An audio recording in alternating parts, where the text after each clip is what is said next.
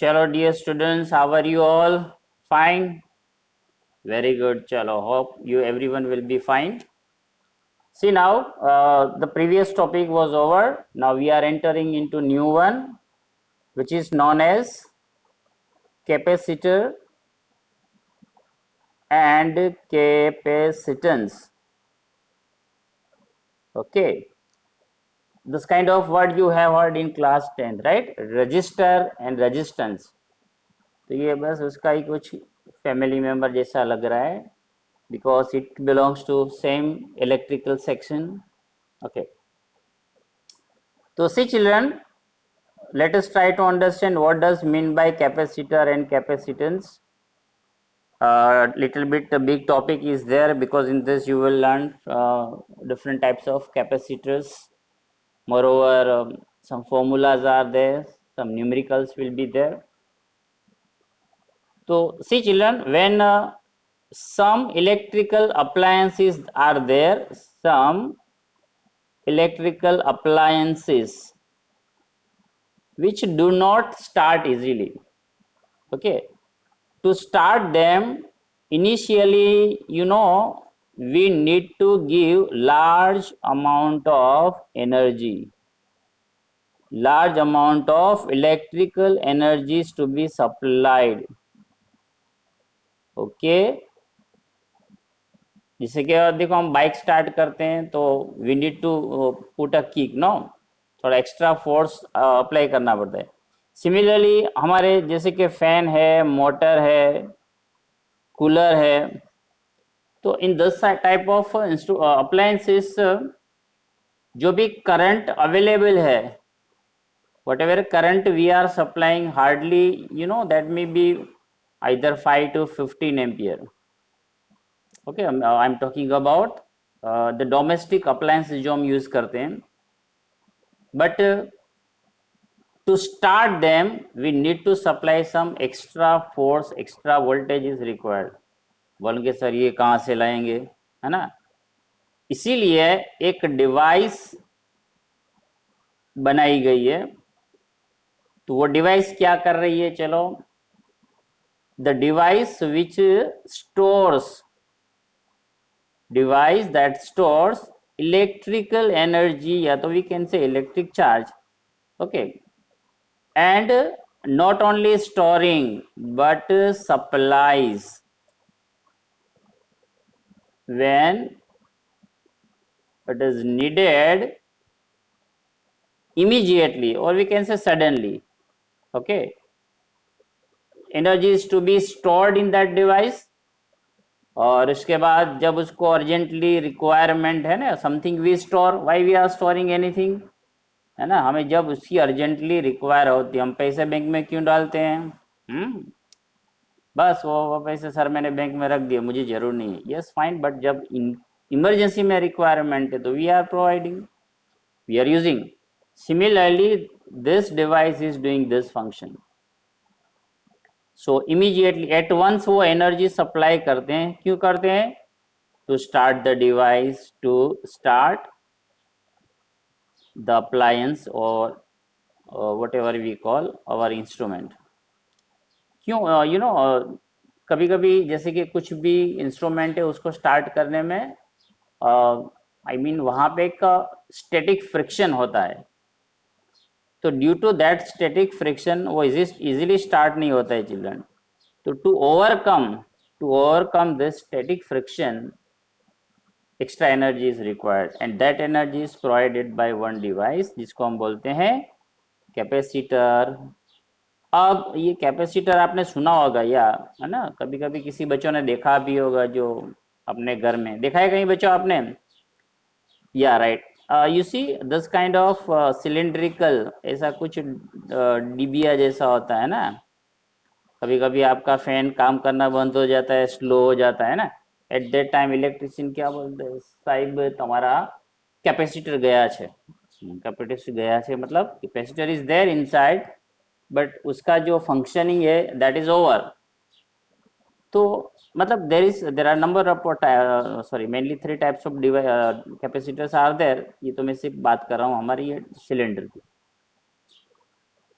So in short, ये device क्या करती है, स्टोर करती है और जब जरूरत पड़ी तो एनर्जी सप्लाई करती है, जिससे easily any instrument can start. अब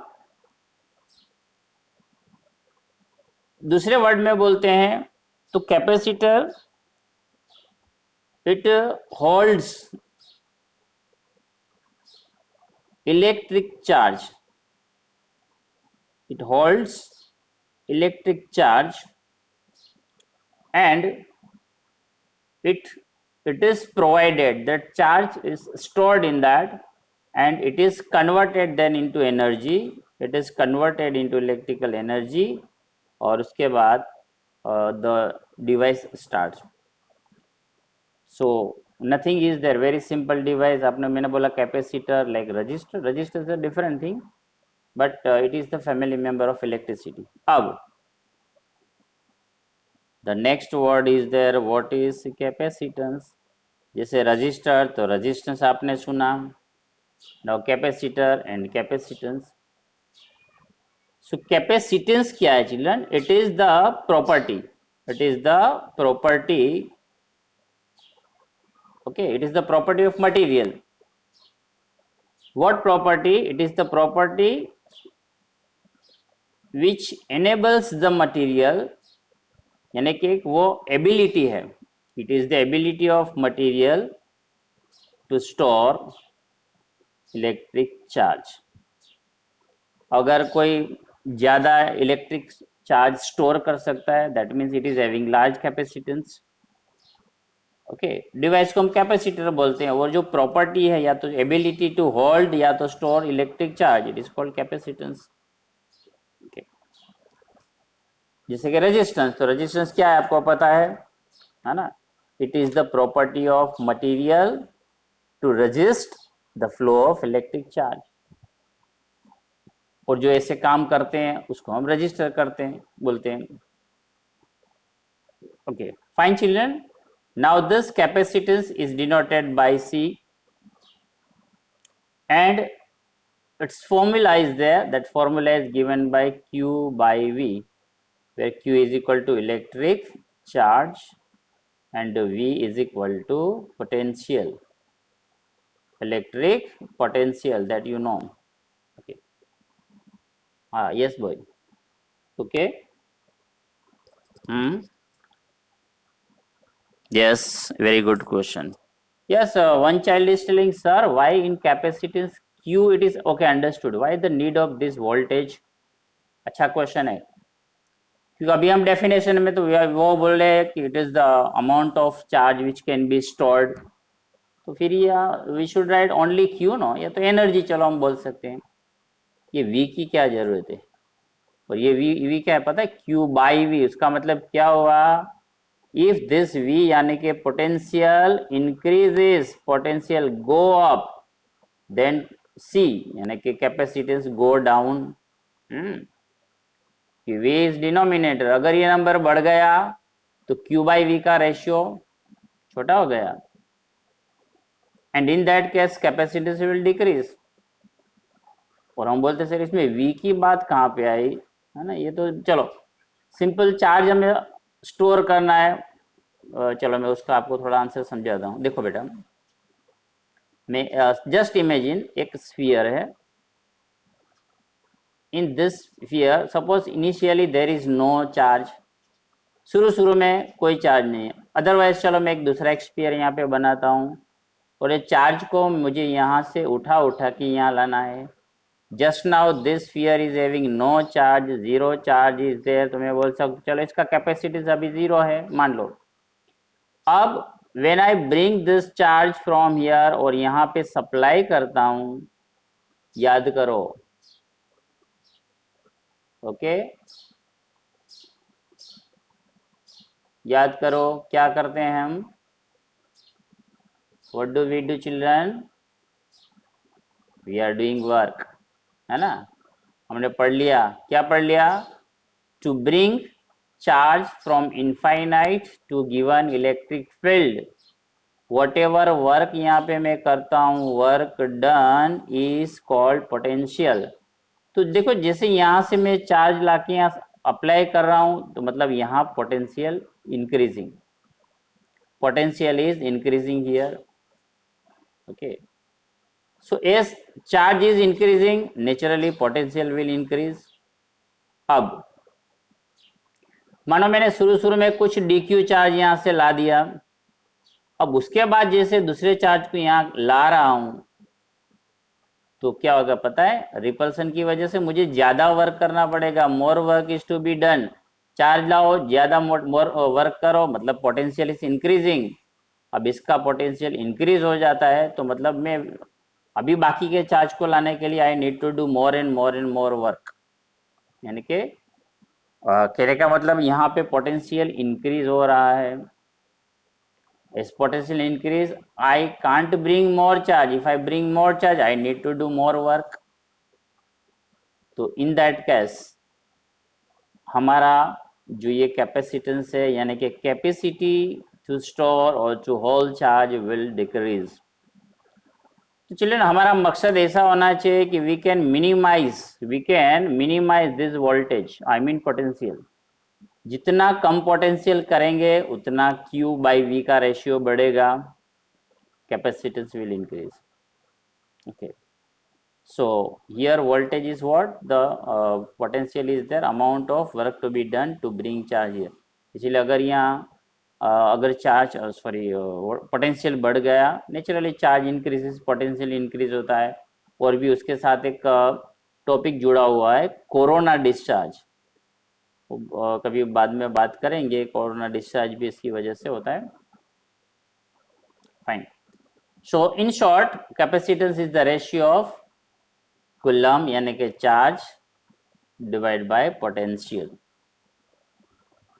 okay, unit, here the unit is depend upon two properties. Q is that is charge is measured in coulomb and the potential is measured in voltage. Okay, तो Q by C by V यानी कि coulomb per volt. तो इसका meaning क्या होता है पता है चिल्ड्रन?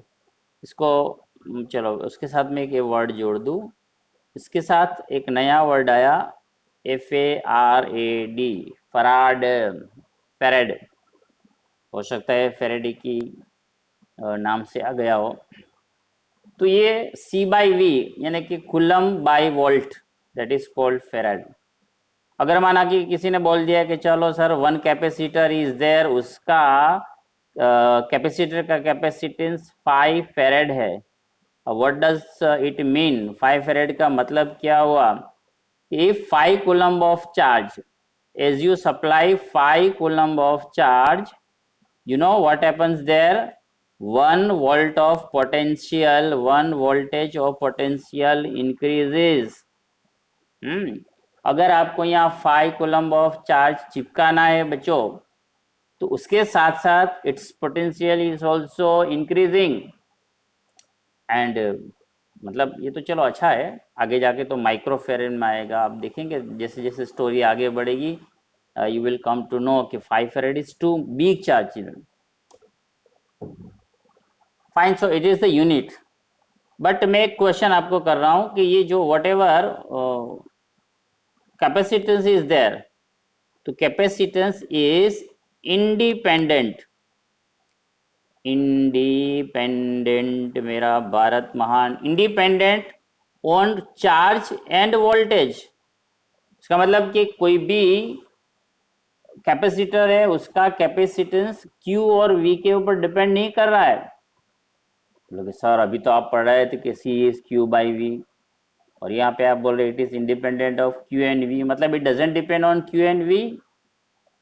यस चिल्ड्रन, देखो चलो कैपेसिटेंस क्या होता है, you know it is the capacity of material.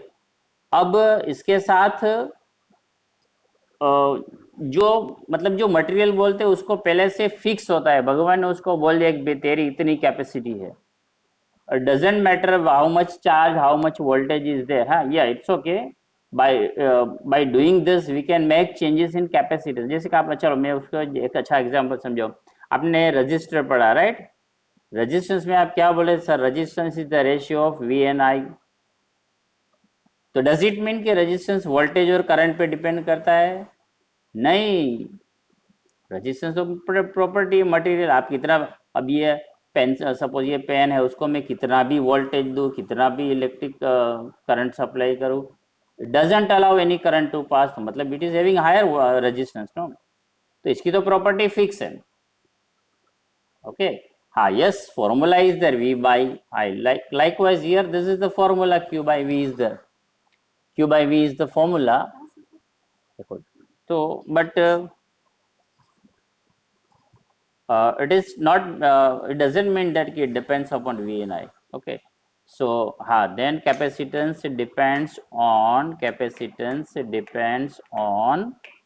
dimension, we can say size। okay, dimension of capacitor as well as the medium, property of medium, in which type of medium capacitor is there, कहाँ पे रहता है, कौन से घर में रहता है, मतलब उसका, जैसे आप medium, English medium, Gujarati medium, तो उनका भी कुछ मीडियम है, solid, liquid, whatever medium is there. या तो फिर उसके बाजू में और कोई दूसरा कैपेसिटर खड़ा है तो उसका अट्रैक्शन रिपल्शन की कुछ इफेक्ट होगी, but it doesn't depend upon charge और वोल्टेज। टाइप चिल्ड्रन, ओके, यार एक तो एक्चुअली हमने फॉर्मूला पढ़ ली, C is equal to Q by V, है ना? और यहाँ पे टाइप से हमारा, जैसे कि पहले मैंने बोला, सबसे पहले एक स्फेरिकल वाला बना था, सॉरी सिलेंड्रिकल बना, फिर स्फेरिकल बना। हम जो फैन में यूज़ करते हैं दैट इज सिलेंड्रिकल, और पैरेलल, ये अच्छा वाला है, पैरेलल प्लेट, है ना, parallel plate type of capacitor. तो ये पहले सिलेंड्रिकल बनाया था, पहले स्फेरिकल बना, उसके बाद सिलेंड्रिकल, फिर पैरेलल, ये this is the latest one. और इसका कैपेसिटी, या तो बोलते हैं ना, efficiency is too much.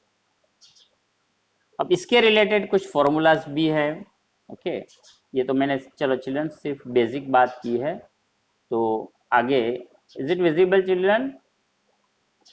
Okay, तो ऐसी डिवाइस के बारे में हम काफ़ी आगे जाके पढ़ने वाले हैं, properties and types, some numericals also will be there, जो हम उसको यूज़ करके आगे पढ़ेंगे। चलो, ओके, सी यू, जय स्वामीनारायण।